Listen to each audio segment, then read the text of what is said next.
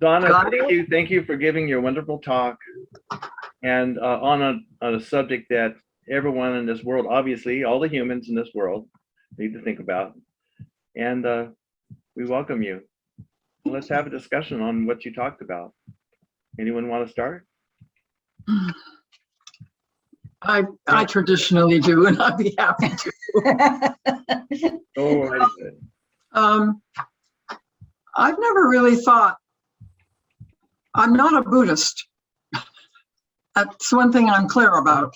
And I haven't thought of suffering as an entity in my life, which doesn't mean I'm not there doing it just fine like everybody else. But it's just, I haven't identified it as a focus for me.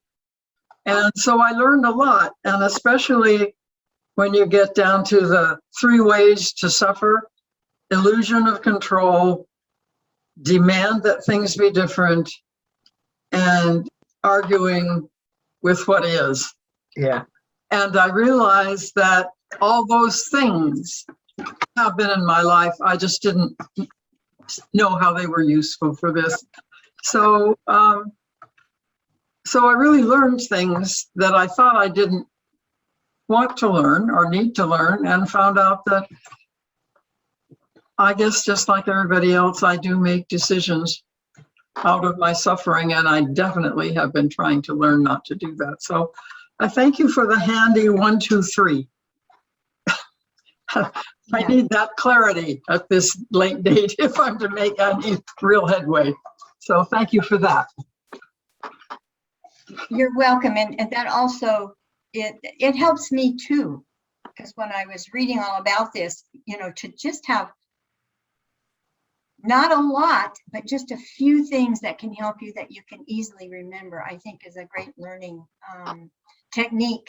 And that's why I thought, you know, the way that Adyashanti presented it was wonderful. That's why I wanted to share it with you, because I love his writing. I love the way he talks, because it makes a lot of sense with great clarity. So yeah, and his book Falling into Grace is beautiful. I would highly recommend it. He makes you feel good, you know, about life and who you are. And that's one part I really like. So I think Anne had her hand up. I did have my hand up. I listened to this 2.5 times so far. And I super love the meditation so much that I will be doing that again. But after each time, it's I kind of got different lessons going through, because like you said in there, the story changes every time you hear it. That cracked me up, because every time I even heard the sermon, it seemed focused different. And I'm sure it had to do with where I was sitting at the time. But I got to driving down the street this morning and thinking about suffering as I was smiling and being grateful for this beautiful day, and thought about where I see suffering. And it especially took me to a conversation I had with my daughter earlier this week. She's the one who was in medical school, and I guess it was an ethics discussion, brought up and reiterated to me all the reasons she feels that her being alive was not a positive medical outcome. And that's because of the amount of suffering. And that as students and going into being a doctor, we need to learn more about listening to the patient, which made me think about, okay, so I did see her as she saw it suffering. But that brought up 2 things. Well, if there is no suffering, then she is just doing what she needs to do at the time she needs to be doing it. And I can be okay with that. But then what happens to compassion? Isn't compassion partly because we see that others are suffering when we're not? Or am I just getting confused because I'm thinking of all of this too much, Donna? Oh, that's a good one. Well, you know, compassion to me is just a genuine love of others. Right. Regardless of what the others may be experiencing. Right, which leads me to, yes, it's that love that leads me to be able to say that may, part of me may want to say that suffering, but I don't have the right to say that. You know, Well, whether or not a person is suffering is their decision. that's what I mean. That's not my business. So you may be looking at someone and thinking, oh, they're suffering, when maybe they're not thinking of them as suffering for themselves, you know. So it's not that we have to make those kind of decisions or judgments about others, but to have compassion, you can have as much compassion for someone who is happy as you can for someone that you think is suffering. And they may think they're suffering too. I'm not taking, you know, making, you know, but in the highest love that you can give others, there is no suffering. And when you're giving that kind of love, you are helping others, the ones that may think they're suffering, you may be helping them out of their suffering. That's their consciousness of suffering. I was getting towards that with then the idea then, but we're all one. So if they are suffering, then that is also part of the all, just as me saying there's not suffering or not believing in suffering is also part of the all. And I'm going, now I'm starting to think like Donna. And then I laugh, just like that. Then you laugh like Donna. Well, you know, this is very difficult because to hear that I suffer because it's my decision is tough for people to hear when they're feeling so poorly and bad and everything. But it is really a state of consciousness. And in those higher teachings that I led the meditation with, in reality, there's only love. There cannot be suffering. So what that is saying to me anyway, is that with the idea that we are living a dream because we're really not, you know, physical people, we're spiritual people. I love this idea. Yeah, and in this dream we created, we can choose what we have created as suffering, or we can choose to see it differently. But in our truth and our reality, there's no such thing as suffering. So to me, that kind of teaching helps become more aware of where we are in this dream that we're living as human beings. And I don't downplay this because it's an experience we're having. Even if it's a dream, we got to make it the best dream ever. I don't care what it is, you see. But when we start becoming aware of true reality, we can then bring that into our dream and help us. You see, we can bring that in and say, you know, I'm going to choose not to suffer anymore. And how do I do that? Well, Adi Ashanti writes out very clearly these three things. So, you know, you go to your teachers, your really your own heart is the best place to go. But you go to teachers until you start really becoming more aware of and understanding more of some of these higher teachings. So you have higher teachings of reality. Then you have this dream that we're living, and we are experiencing, you know, these kind of things. And boom, when we can bring those in, this is how we're going to change the world. Yeah. This dream we're having into a wonderful, happy world where everybody loves everybody. And I think that's very possible, maybe not in my lifetime, but I think that's very possible. So that's what that means. In reality, there is no suffering. Gotcha. Okay. That does not mean in this dream that people aren't experiencing suffering. Yeah. Do you see what the difference here? Right. And then compassion does become love when you say it that way. Yeah. Compassion is always a deep love. Yeah. It's like an unconditional love. That's compassion, because there's that love. Well, I love you if you do what I want you to do. That's really not love. But I love you no matter what. That's compassion. That's real, true, you know, love and healing.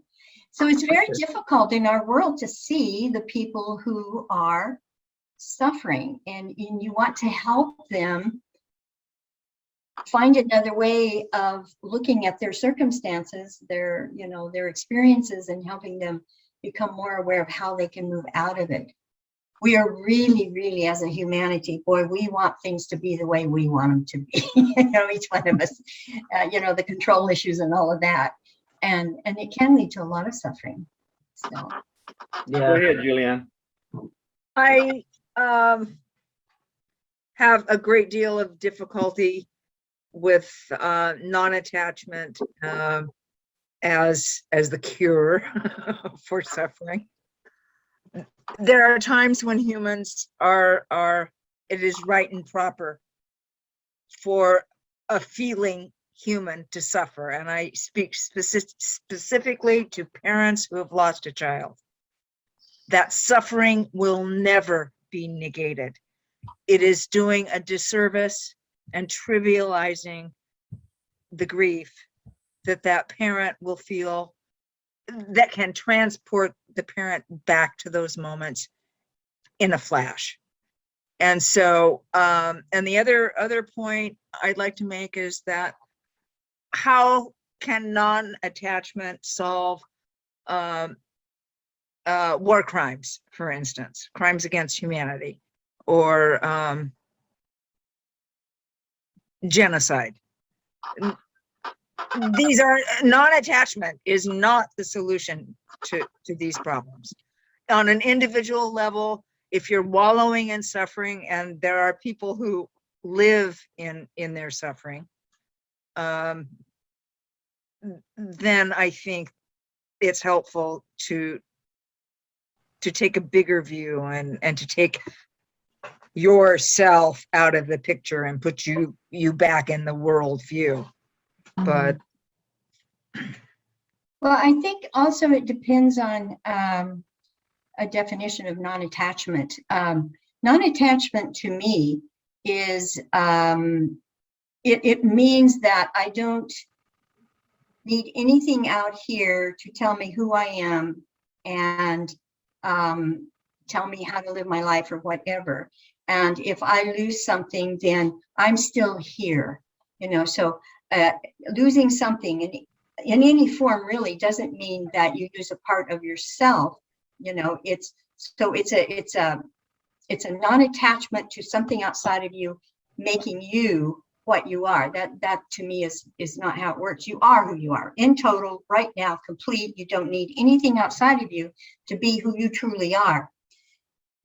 So that non-attachment to me is not a negative word at all. What it means, and for me, it also gives me a greater clarity about what I can do in terms of losing a loved one, or something that happens, like I had to move. Let's put it down to these earthly things too. That are not as bad as losing a loved one, is what I'm trying to say, but. That non-attachment meaning, okay, if I lose this person, my dog or whatever, I'm going to die. Well, no, you're not. And so non-attachment to me means I have more compassion for whatever's happening out there, because I'm coming from a place of wholeness and a place of real compassion. Okay, but if I let things outside of me dictate who I am, by being attached to that, then I'm not doing myself a service or anybody else that I seem to be attached to. So that is the definition of non-attachment for me. So I think it depends on how you look at it, Julianne. If you look at it differently for you, then that's how you look at it, and that's how you will make your decisions. But I just wanted to clarify what I meant when I said non-attachment. Difference. Lily? That brings up several thoughts for me. One is heart attachment versus ego attachment or non-attachment.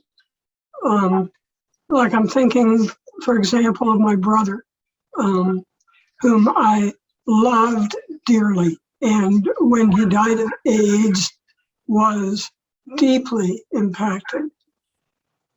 What's worked for me from the beginning was the work that I did before he even died with Elizabeth Kubler-Ross. And that work involved holding him in my heart memory, my heart space. And I mean, to this day, I can have all these, what I call mind pictures, but they're connected to an emotion or a feeling of adventures, of me throwing a rock in the ocean and he got in the way, and remembering that little scar on the back of his head that was there since he was 8 years old. You know, just, I mean, so many different memories. And it's those heart memories that made my experience of suffering, the loss, I think, so different than I might have suffered otherwise. And when I was able to share some of that with my mother, and my brother and I did that together, we would sit in his living room before he died, and he also went to the Elizabeth Kubler-Ross workshop. We would talk about the ways that he was going to live on with me after he died. And my mom sat in on, you know, some of those conversations. And she had also lost my sister years before when we were children. And she once said later, both were hard, but she felt somehow that Gary's death was not as difficult because she had him in her heart in a different way. And I was so amazed that she could say that, but then she followed it up real quickly with, well, she didn't get to live with Judy as long. And yet the truth was she was deeply attached to Judy, and had she allowed herself that, she would have had even more very special memories, heart memories, mind memories. Like, you know, the story of me cutting off my Shirley Temple curls. Well, Judy wanted those. So Mom got to make Shirley Temple curls for Judy for years. It's just a little thing. But for me, that's really made a difference, that experience, in how, as I'm 80 years old, the friends that I have lost continue to live on with me, and how that loss feels to me. So thank you for making that kind of distinction. I never would have put those two things into my own framing. I want to say that, you know, your feelings are very important. Feelings I don't put as attachment or non-attachment.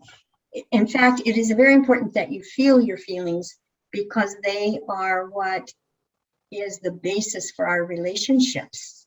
Okay, those feelings are very important to our relationships, our growing and our learning, and even learning to love unconditionally.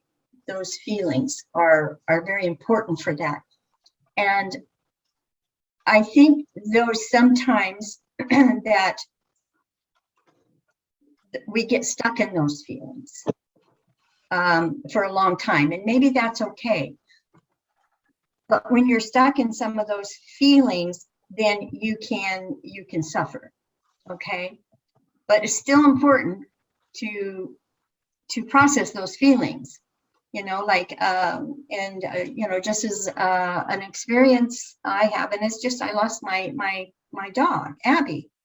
I loved her dearly, and I had really strong feelings of loss for a long time. But now, when I think of her, I just am filled with joy, because I remember all the joy she brought to me. So it's a process,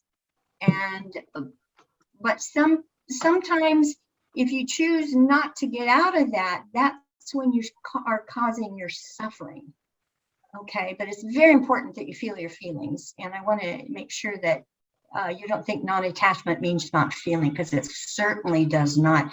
To me, it means coming from just a deeper feeling, a deeper wisdom, and a deeper understanding of what those feelings mean. So yeah, thank you. Thank you for bringing that up, Lily. Oh, there's Anne's back. I thought we lost you for a second. No, I just went and ran and got my charging cord before it went dead. Okay. I'm with you. Good, good. Here's a quote. I'll just throw a quote out from your meditation to spur on some thought. I really like this, so that's why I wrote it down. Every tear that you have cried, every loss that you have felt is yet only God choosing to have the experience. Oh, say it again, Larry. Every tear that you have cried, every loss that you have felt is yet only God choosing to have that experience. Oh, thank you. Yes, because we are all God. So, and what a hard thing about being human is understanding that we're responsible for our lives, and we do with our choices to make and create our lives in every moment. And what that means in terms of where I got this from, the Way of Mastery, which is the same as A Course in Miracles, for those who have studied that, is that we're responsible 100% for our own lives. And but our egoic consciousness doesn't like that. So it's going to say, no, you're the blame for me being unhappy. Okay? Because people in their egoic consciousness can't stand the thought that they're doing this to themselves. That doesn't make sense to an ego. And so they will project it upon somebody else. And so that's what that's referring to. It's not anybody else's fault. There is no fault. It is an experience that you actually have chosen. And that's a scary thought too for people. You mean I chose for this to happen to me? And yes, is not, is a scary answer for them. JC? Okay. As you remember, over the year, you've heard me tell about the moment down that hallway behind me that I realized, oh, I'm not responsible for my mother's alcoholism. That was what she did to do her life. And how I left it, it's down there. I swept out the door finally, but it's back there in that hallway.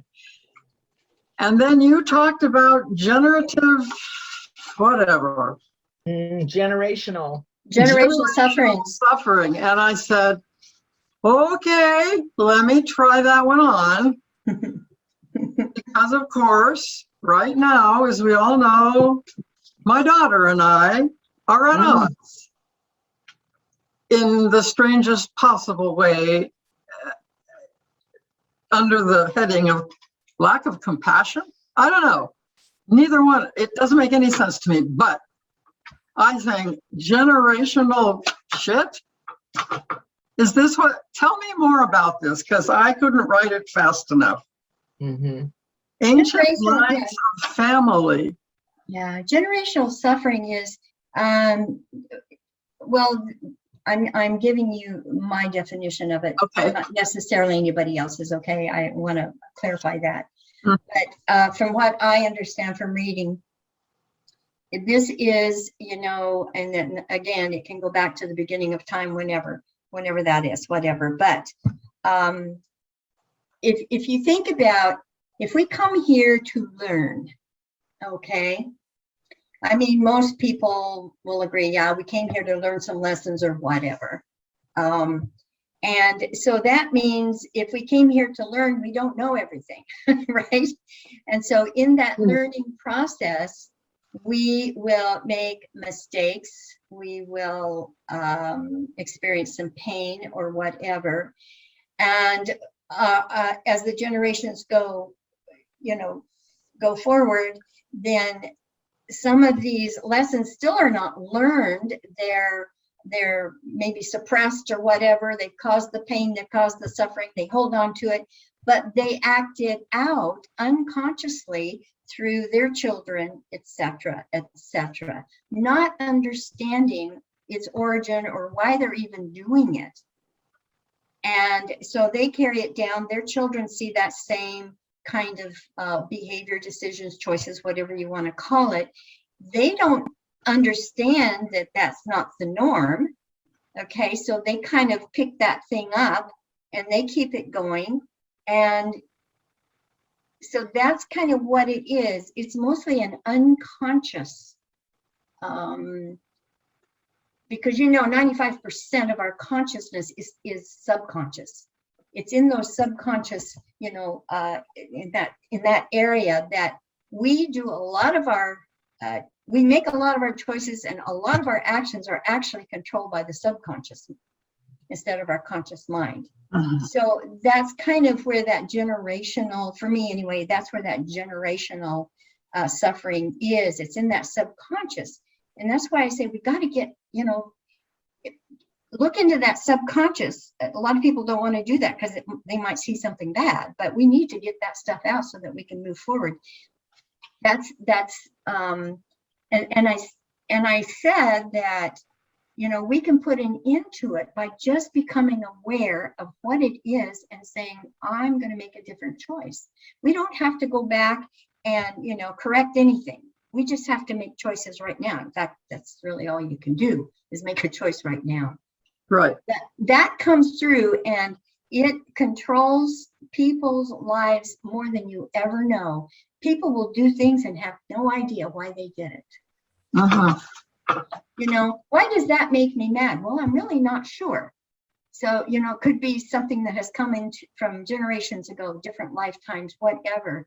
And so that's what that is to me.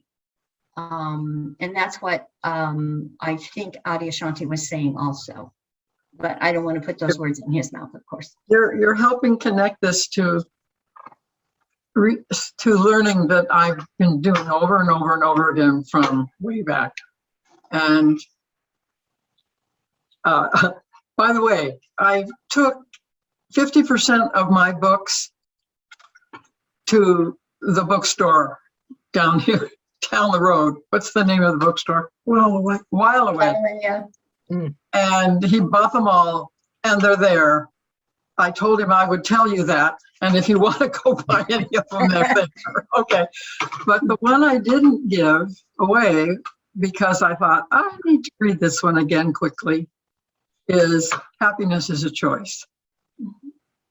And I read that like eons ago.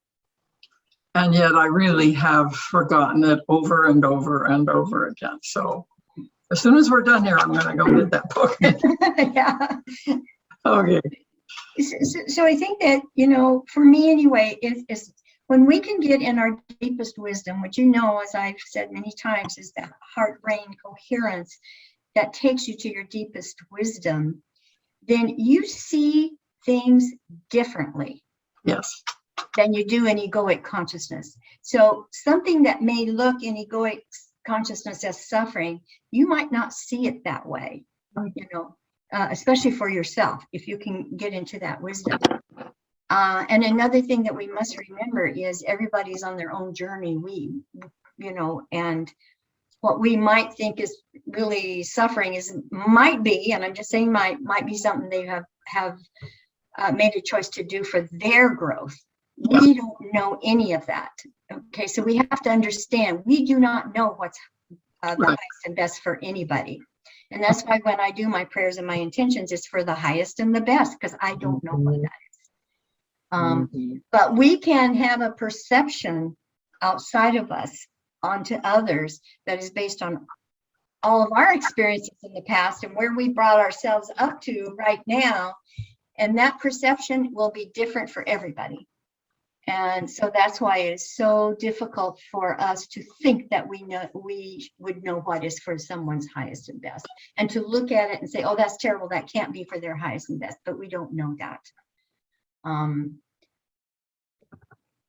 Yeah, and that's giving up that control, and that wanting things to be different than they are, and that kind of thing. That rolls right into that. So Go ahead. Yeah. Lily.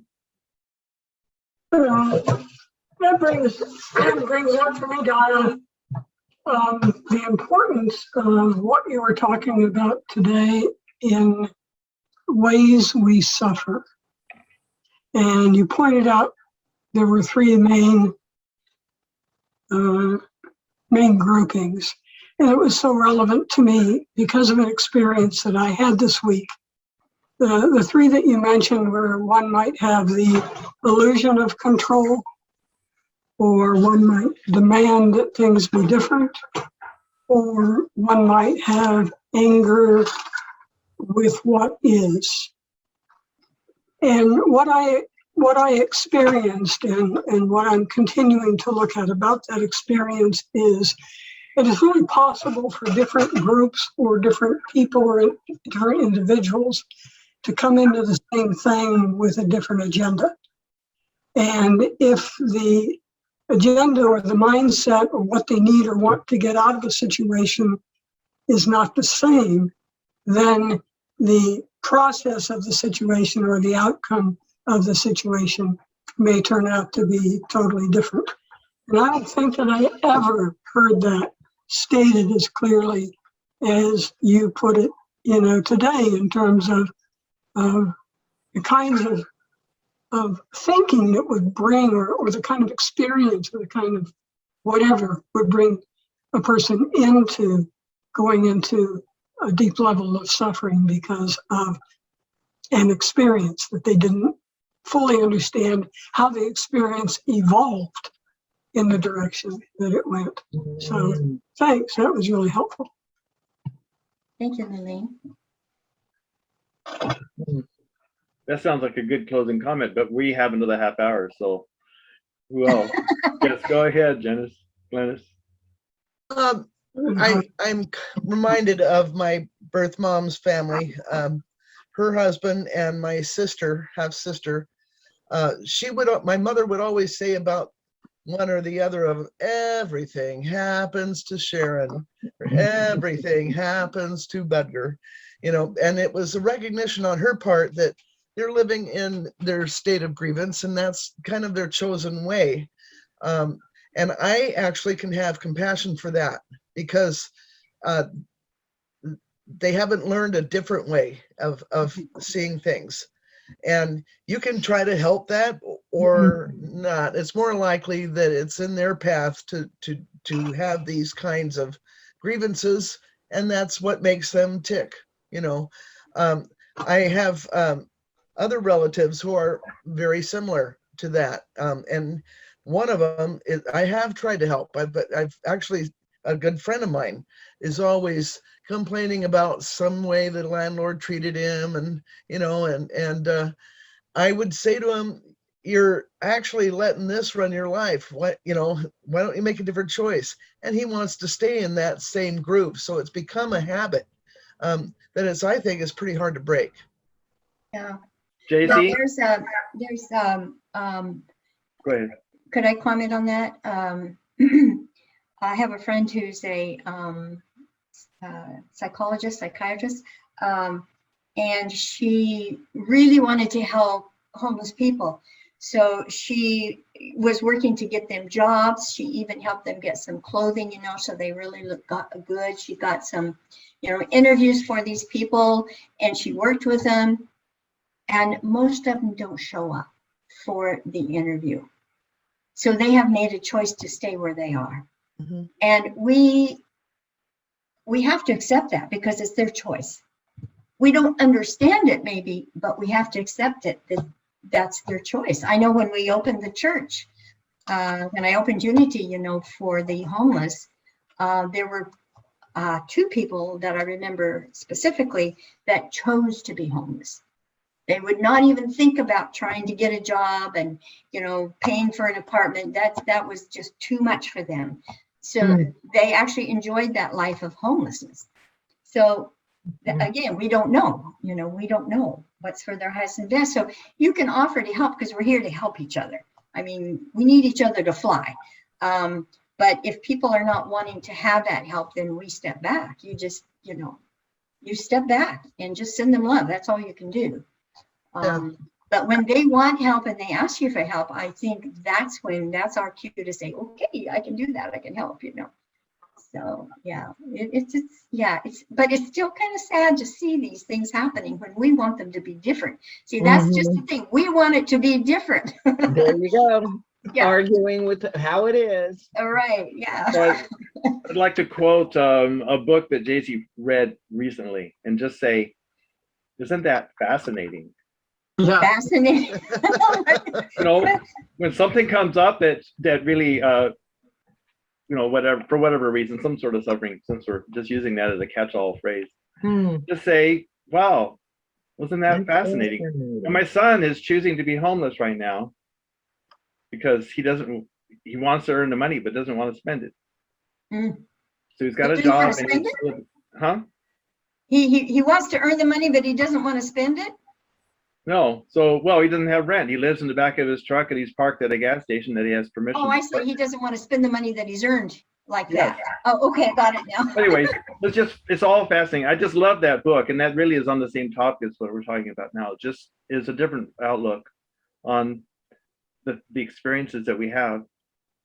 And What was there is someone else that with a book? hand up? Yes, JC, you had your hand up earlier. What It's- is that it's book the you're art of- talking about? It's The Art of Possibility by the Zanders. And yes, The Art of Possibility. it's beautiful of you have brought that up, because the comment that I've been itching to make since Glennis's description of her family things is the first step in dealing with that is to realize the person feels if he gives that up, he's dead. I mean, DEAD, dead. And so this art of possibility is giving a way to get off that hook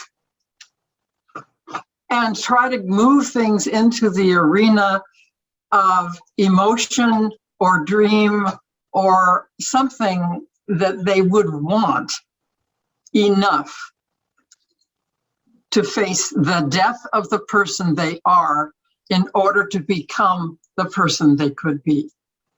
So it's not necessarily that they just choose it. It's a deeper thing than that.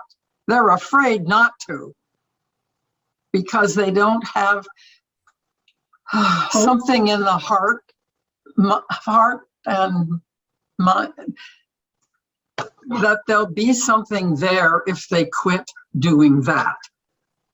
So I think it's a really big middle, that second one is really a big thing. And besides that book, which I have been accused of not being able to think or talk about anything else, so I haven't mentioned it in 2 weeks. We can hear your thoughts. Yeah. You're excited about it though, huh? There is a thing that has kept coming up to me, and it's in the shamanic training that I've had, of who the warrior is. Now, warrior, powerful, good. No, warrior sees what is and decides to come from love. Now, that to me is the warrior in the art of possibility, because it's a big deal to get people to see, I could be different. It's possible. If you will hold my hand, I will try. And that takes me to principle number 1. We believe that there is inherent worth and dignity in everyone. And that principle has been sitting in our living room for several days, waiting for someone to figure that out. Yeah. It's supposed to be a whole church full of people who understand that. Yeah. They've gone fishing or something. Yeah. Well, one of the major main fears that we have, because we are in mostly egoic consciousness, is the fear of death, because the ego does not want to die. And, Absolutely. you know, and so that fear of death is a basis for a lot of choices. Yeah. Right. Thank you. I hadn't quite made that statement, but that's something I've known for way too long to just say, oh yeah, right, I remember that now. Yeah, so, and that's why the ego spends a lot of time trying to keep us away from our wisdom, and our hearts, Yes. because it knows Mhm. somewhere that it will die, but Right. but the person won't die, but people think they're going to die, and that's their big. And there's two things I think that affect the choices that we make very deeply, and that is that the sense that we might die, but also that we're unworthy, because our history as a human species has been really based on unworthiness. And that has, wow, that's brought up a lot of what human beings has used in their suffering is because of that. We're not taught that we're worthy. We're taught that we're unworthy unless we are this, that, or whatever, or do this, and so that is really hard on the psyche. So I have to bring up a quote. I quoted, was it last week? Aleister Crowley. He one of his main phrases is, every person is a star, meaning everyone is of worth. Everyone is beautiful and a light being, or even deeper than that, a lot deeper than that. And this human experience is just what it is, an experience, not who we are really. That's my take on it, by the way. Clarify. Yeah, that's beautiful. And but a lot of people don't know that. And we go back to that generational suffering that's brought forward. They didn't know that they were worthy. So they didn't teach that to their children. Yeah. And the children didn't know that they're worthy. So how could they teach that to their children? So that's one way I look at the fact that we need each other. For those that know that they're worthy and that we're beautiful, divine beings, whatever, we can help them come to that awareness. And that's kind of what's happening here, the black and white that we're seeing in the world today, the divisions. We've got the light workers and we've got the people that are so entrenched in fear, and we need, as light workers, to help them see that there is light. There is light. And a lot of people don't feel that right now, and they're depressed, and there's what's it called, suicides and things like that going on because they don't see the light. They only see the darkness. Could we call those people fear workers? Fear Yes. workers. Yeah, well, Good, I got a that's chuckle. probably very Go ahead. descriptive. Yeah, they can. Lillian? I see, Donna, what you're talking about really embodied in the whole idea of generations. If we take, for example, various groups like Jewish people, for example, they've actually done research on the movement for generations of a state of oppressiveness and Holocaustness. And one of the most telling studies was studies that they did on the sons and daughters of those who either had experienced, their parents had experienced, or their grandparents a generation away had experienced the Holocaust. And in the homes of which I was fringely a part of one, it never got talked about. In other words, they wanted to save the children. They didn't want us to hear the bad stuff. And yet in the home lived all of the consciousness connected with the Holocaust. And when you look at other people, like homelessness, you have to separate homelessness out, but you also have to look at poverty. I mean, we've had so many generations of poverty that there is a poverty consciousness, a poverty mentality that, dressing people up and, giving them nice clothing and a job interview practice isn't going to undo what for generations has happened. And then there are just stuff like the Hatfield and McCoys, these fights that go on generation after generation, and they're not really exactly sure who killed who or how it unfolded, but it's there. It's still there, yeah. Mhm. So I think And, it's and, really and yeah, and that's true. It's based on a consciousness. Mhm. it's important that when we think in those terms, that we realize that consciousness can come from so many different directions, Oh, yeah. so many different directions, and one solution isn't going to fix it for all of the various people caught in traps of I am not okay. Yeah. I'm never going to succeed. I'm never going to get out of this place. Well, and there's nothing, I don't want to put any judgment on consciousness levels because we've all been, at the lowest, wherever that might be. And we are where we are now because we have raised our consciousness to where we are now. Everybody's raising their consciousness, maybe some slower than others, but that's what's happening. And so there's no judgment about it. It's an experience that's just being experienced, So as I was saying, and Lillian was saying, you can offer them jobs, you can give them clothes to wear on it, but the consciousness isn't there to match that. And that's okay. So they've chosen to be where they are. And that's okay too. It has to be okay to them because that's what they've chosen. So, yeah. Mhm. Sometimes I think only spiritual answers cut deep enough. I mean, if one can really come to the point where one truly believes that God doesn't make junk, that I am really a piece of the divine, then it seems to me that that's the most solid of foundations that one could begin to look at change from. And I've never advocated religion like that before in my life. Yeah, really, Lillian. Whoa.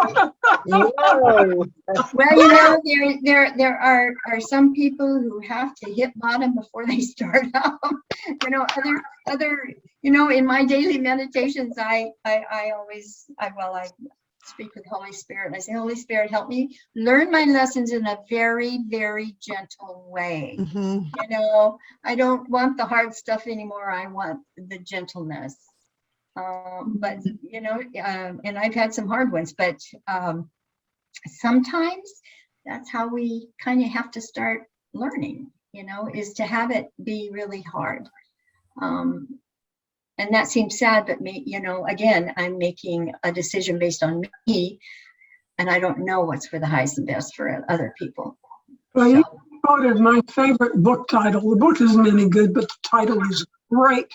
It was written by Mimi Farina, who is a sister of Joan Baez's husband. I've been down so long, like up to me. Yeah, and it's true, and they have to do it. And I'm sure you all heard stories of people who were hit the bottom and they've come back up and they're now teaching and helping others, and but they had to hit bottom in order to start up, I guess. So it's all for a reason, and most of those reasons we don't understand. So that's where the faith comes in. I think the point is, though, we all have a bottom. Yeah, I think so. It doesn't have to be a skid row bottom. We can't just go down forever. We've all got a bottom where we get into a place where we feel that way and we don't know how to go up. Yeah, and that's where we need each other, because somebody can help you up. Yeah. I wrote a song years ago for Unity, and the chorus went like this: love what is, for there is no other. Yeah. Okay. I mean, you can hate or love whatever's going on, but that, it's much more pleasant to love what's going on. Yeah. It's more effective. And there was a quote that I've used before, and I can't remember now the source, but it was, never look down on someone unless you're helping them up. Oh, I like that. I like that. Yeah. That's good. So good. You want to give us a closing comment, Donna? Something, here it is. If you could think of something that you didn't say in your talk that you wish you had now that it's over, what would that be? Oh my goodness. You have 3 minutes. what I do want to say is I appreciate so much all of your discussions, your input, your, sharing, because it's all so important. And, you make this rich. And I myself am, I present to you information. I'm not presenting to you something that I want you to believe in, I'm just giving you information. And I want you to know that whatever you're feeling about that information is okay. I'm not asking you to believe every word I say. And so I appreciate that. I feel that you are, that you feel good enough with me that you can just, speak your truth. And I love that. I appreciate it very much.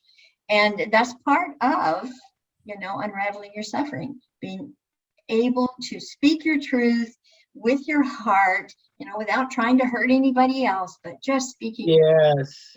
And that is part of the unraveling of suffering, is being able to do that. So I just want to say I appreciate that about all of you, and you've been such a gift to me. Thank you very much. Thank you, Dora. Thank you, Donna. Thank you, Donna. Thank you. And Thank you, everybody. I'll We'll see you come. next month, if not before. Okay. Bye. we'll let this meeting come to an end now, and thank you all for being with us.